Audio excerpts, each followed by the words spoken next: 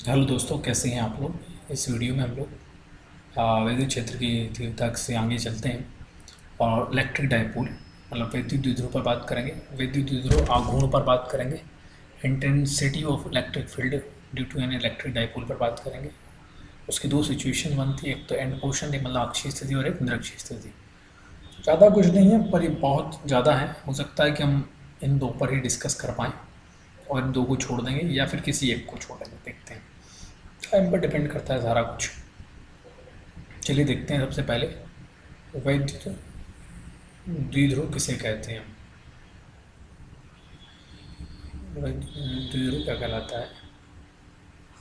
तो कोई दो विपरीत आवेश, एक ऐसा सिस्टम जिसमें दो बराबर किंतु विपरीत आवेश, ठीक है। एक ऐसा सिस्टम का नाम है द्विध्रुव जहाँ पर क्या हो, दो बराबर हो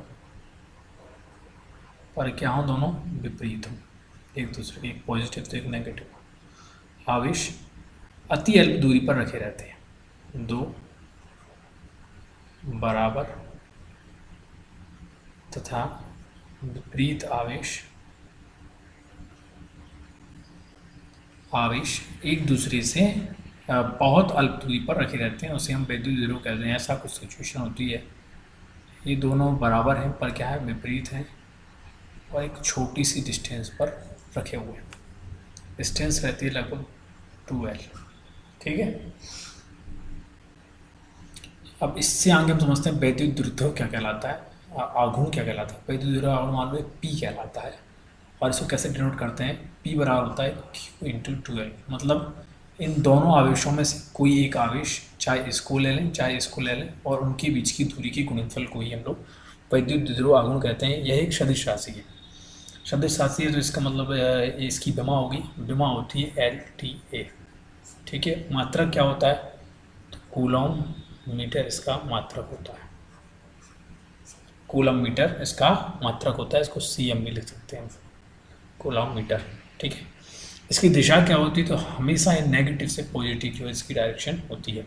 मतलब ये वाला नेगेटिव होगा, ये वाला पॉजिटिव होगा, तब इसकी ये डायरेक्शन बन पाएगी इस साइड की, ठीक है। तो इसको हम इस तरह से वैद्युत द्विध्रुव को समझते हैं। अब बात करते हैं इसे वैद्युत द्विध्रुव के कारण उत्पन्न वैद्युत क्षेत्र की तीव्रता पर। वैद्युत क्षेत्र की तीव्रता चाहिए किसके कारण, वैद्युत द्विध्रुव के कारण।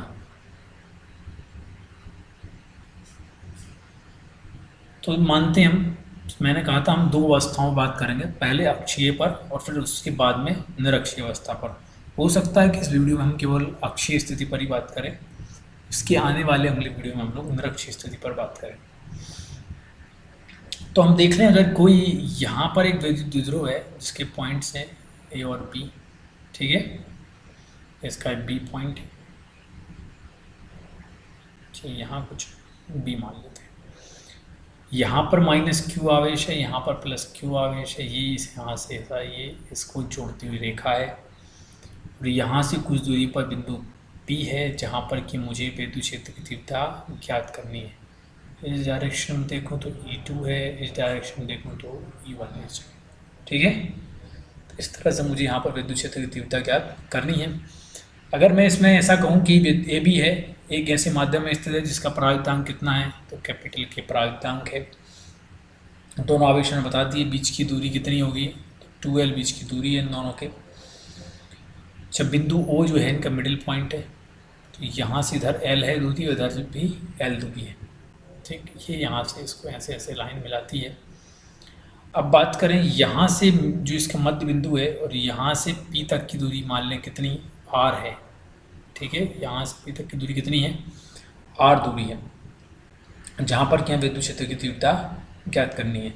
तो +Q1 के +Q के कारण E1 तीव्रता है, ठीक है, क्योंकि यहाँ है तो इसके कारण E1 तीव्रता बनती है, और इसके जो E2 है किसके कारण बनती है, -Q के कारण तीव्रता बनती है। अब P जो है बिंदु P की आवेश Q से दूरी, ठीक है, तो P की Q से दूरी, ठीक है, +Q से अगर मैं दूरी चाहूँ, Q से दूरी, इससे दूरी, ठीक। तो ये L माइनस है, यहाँ से इसका कह सकते हैं R टोटल थी, -L कर दें हम। और वहीं जब हम -Q से इसकी दूरी जानना चाहते हैं, तो -Q से कितनी यहाँ तक तो थी, कितनी R, प्लस यहाँ से कितनी है L, तो ये हो जाएगी R प्लस L। तो प्लस P से प्लस Q की दूरी कितनी है, तो R माइनस L है, और वहीं माइनस Q से दूरी कितनी है, R प्लस L है। तो मतलब E1 E2 बड़ी आसानी से निकाल लेंगे, 1/4πε0 कैपिटल के Q upon R minus L का स्क्वायर। ठीक है, E1 इस डायरेक्शन में ले रहे थे हम। E2 की बात करें तो 1/4πε0 into Q upon R plus L का स्क्वायर। ठीक है, तो E1 और E2 एक ही रेखा के विपरीत दिशाओं में देख रहे हैं हम लोग। ये जो E1 E2 है, ये दोनों क्या है, एक इस डायरेक्शन में, एक, ठीक है, दोनों विपरीत दिशाओं में। अतः बिंदु P पर परिणामी तीव्रता E इनके अंतर के बराबर होगी। मतलब इस पर जितनी भी परिणामी तीव्रता बनेगी रिजल्टेड, तो वो इन दोनों में जो अंतर होगा उसके बराबर होगी। ठीक है, इसको अंतर निकालने के लिए हम क्या करें, या तो एक दूसरे में से इन दोनों को घटा देते हैं, तो परिणामी तीव्रता क्या होगी, कैपिटल E इक्वल टू होगी E1 माइनस E2, और E1 इक्वल टू कितना है, 1/4πε0 के Q upon R minus L का होल स्क्वायर माइनस 1/4πε0 के into Q upon R plus L का होल स्क्वायर, या ऐसा कहते हैं इसको Q अपॉन 4πε0 के। ठीक है, अंदर क्या बचा, R माइनस L का whole square minus 1/R plus L का होल स्क्वायर। इसको थोड़ा और अगर हम सॉल्व करने की कोशिश करें तो क्या हो जाएगा, Q अपॉन 4πε0 के। अभी हम तो जानते हैं कि इसका अगर होल स्क्वायर खोल दें दोनों का, या लघुत्तम लें इसमें, तो क्या हो जाएगा, ये क्या है, a प्लस बी का स्क्वायर होल स्क्वायर है, a माइनस बी का होल स्क्वायर एक तरह से। ठीक है, तो मैं चाहूँ तो a square minus B square का होल स्क्वायर लिख सकते हैं हम इसको। जब ये सिचुएशन बन जाएगी तो इनका लघुत्तम लेने से मुझे क्या मिलेगा, ऊपर R प्लस L का whole square minus R minus L का होल स्क्वायर मुझे मिल जाएगा। और होल स्क्वायर का फॉर्मूला तो हम जानते हैं शायद, और वो ये है, इसका स्क्वायर अगर मैं खोल करके देखता हूँ तो यहाँ क्या बनेगी सिचुएशन हमारे लिए, E equal to Q upon 4πε0 के 4LR। आप उस फॉर्मूले को खोलेंगे तो कुछ चीज़ें कट जाएंगी और कुछ चीज़ें बच जाएंगी। ठीक है, तो एटलीस्ट कितना आएगा, ये 4 से 4 कट जाएगा इस तरह से, 4πε0 कैपिटल के, और चाहें तो हम इसको 2 इंटू 2 भी लिख सकते हैं, 2 इंटू 2।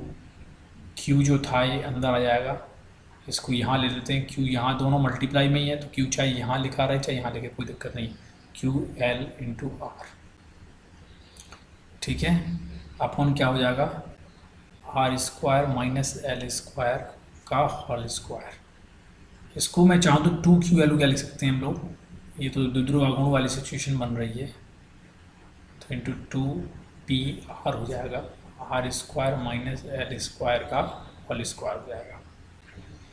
अगर R की वैल्यू जो है, L की वैल्यू R के मुकाबले बहुत छोटी है, तो मैं चाहूँ तो इसको कुछ ऐसा लिख सकता हूँ, 1/4πε0 के into 2PR upon R square, क्योंकि ये तो नेग्लिजिबल हो जाएगी, तो लगभग 0 है, इसका नहीं लिखेंगे, और R से R कट जाएगा तो क्या हो जाएगा, 1/4πε0 2P अपॉन R। ठीक है, तो ये हमारे पास विद्युत क्षेत्र की तीव्रता में प्राप्त हो जाती है इस तरह से। ठीक है, तो ये तो बात रही यहाँ तक की।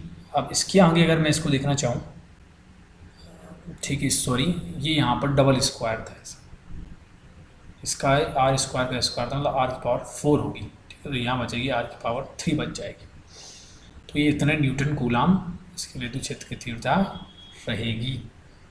ठीक है, तो ये तो पहली शर्त हमने पूरी की इसके आधार पर। अब हम दूसरी शर्त को चलते हैं।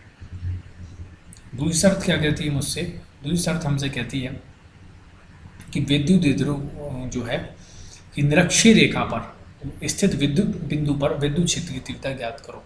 निरक्षीय स्थिति से मतलब क्या है, ये समझ ज़्यादा जरूरी है।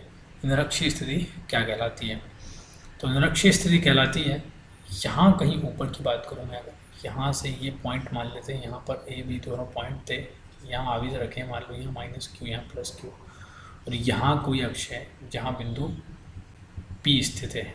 यहाँ से दूरी, सॉरी एक थोड़ा सा डिस्टर्ब हो गया है, ये ऐसा, इसको कुछ ऐसा सीधा मान लें इसको, ठीक है।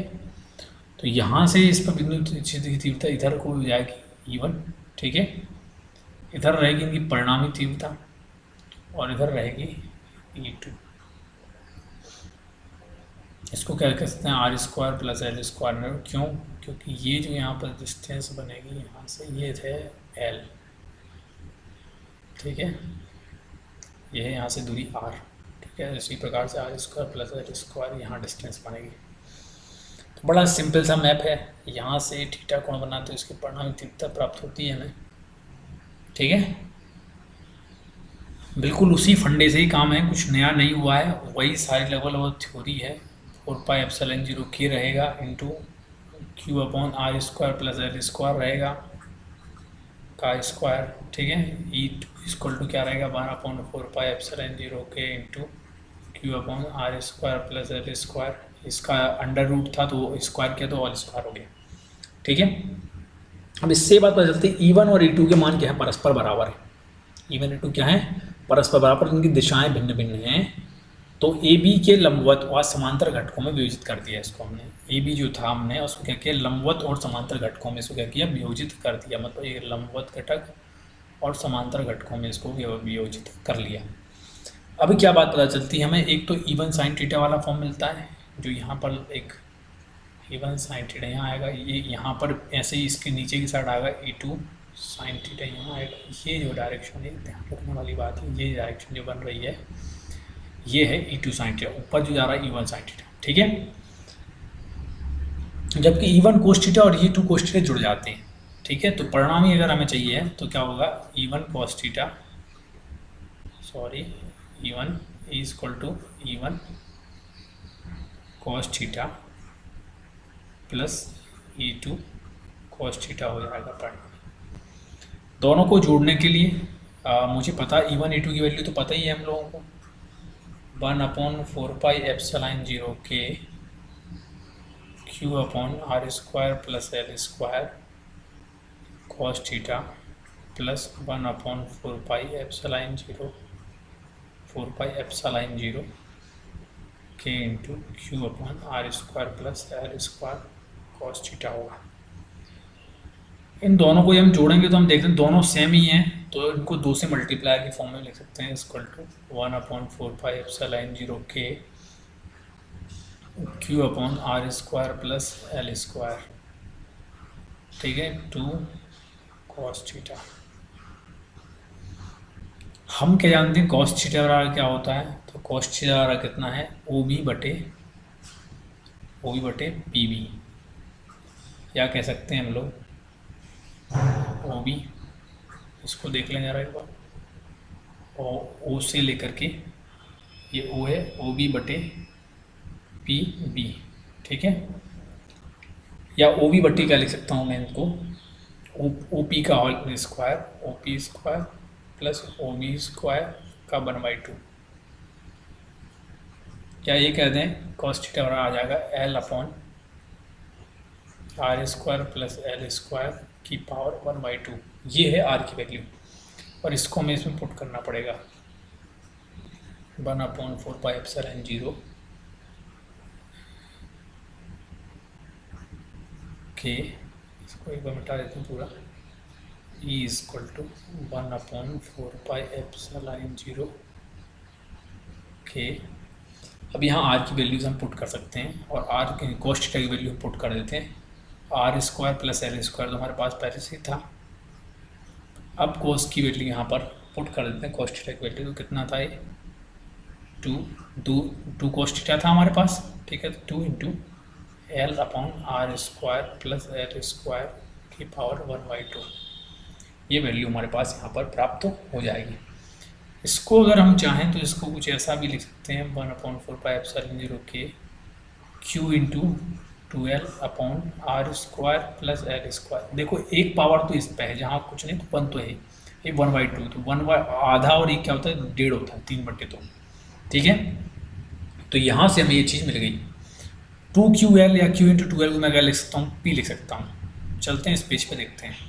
ठीक है, क्या लिख सकता हूँ मैं, P लिख सकता हूँ। तो E इक्वल टू हो जाएगा 1/4πε0K P अपॉन क्या है r² प्लस l² की पावर 3/2 है। ठीक है, अगर l की वैल्यू r से बहुत बहुत छोटी हो, मतलब ये सिचुएशन क्रिएट हो रही हो कुछ ऐसी बहुत छोटी हो, तो मैं इसको इसके मुकाबले नगण्य मान सकता हूँ, और नगण्य में मानूंगा तब मेरे पास क्या हो जाएगा, बिंदु P पर विद्युत क्षेत्र की तीव्रता बराबर 1/4πε0K P अपॉन r² की पावर 3/2। ठीक है, 2 से तो 2 कट जाएगा, शायद 3 बचेगी आज पावर। तो मतलब मुझे क्या मिलेगा, अगर मैं k को यहाँ पे साथ में क्या मान लूँ, पराजित अंक कितना मान लूँ, 1 मान लूँ, तो E इक्वल टू कितना हो जाएगा 1/4πε0 P अपॉन r³। ठीक है, तो जो k है इसको मैंने क्या मान लिया, 1 मान लिया, या निर्वात या वायु के लिए k की वैल्यू है 1 मान लूँ, तो न्यूटन प्रति कूलम ये मुझे यहाँ से वैल्यू मिल जाएगी। तो विद्युत क्षेत्र में E की दिशा क्या है, विद्युत ध्रुव की अक्ष के समांतर है। ठीक है, किसकी, E की दिशा क्या है, विद्युत क्षेत्र की अक्ष के समांतर है, अर्थात क्या हुआ कि धन से ऋणावेश की ओर उसकी डायरेक्शन है। तो दोस्तों इस वीडियो में हमने यहाँ तक डिस्कशन किया। आपको अगर वीडियो पसंद आया हो तो आप लाइक ज़रूर करें और अपने दोस्तों को सब्सक्राइब करें, जिससे कि वो इसका फ़ायदा उठा सकें। थैंक यू दोस्तों। अगर आपकी कोई क्वेरी हो तो आप कमेंट बॉक्स में कमेंट कर दें, ताकि उस क्वेरी को हम पूरा कर सकें। Thank you.